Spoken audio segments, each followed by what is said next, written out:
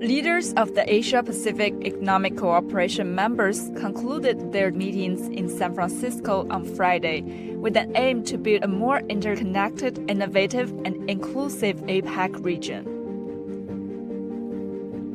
Observers from different countries said that China-US relations are crucial to multilateral cooperation around the world to address many challenges.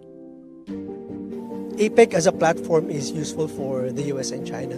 So it's important to continue to carve out ways, for the US and China and the other APEC members to carve out functional and pragmatic areas of cooperation. So if the two most important countries in the world have a cooperative attitude towards each other, then that would mean that they can together help solve other problems that exist.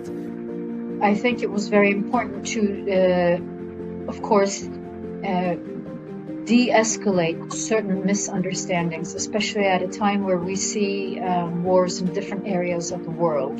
There are many uncertain challenges.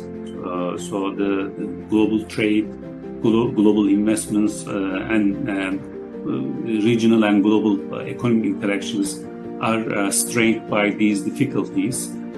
Diplomacy and also multilateral frameworks and also bilateral frameworks to talk certain issues are very important to settle the issues.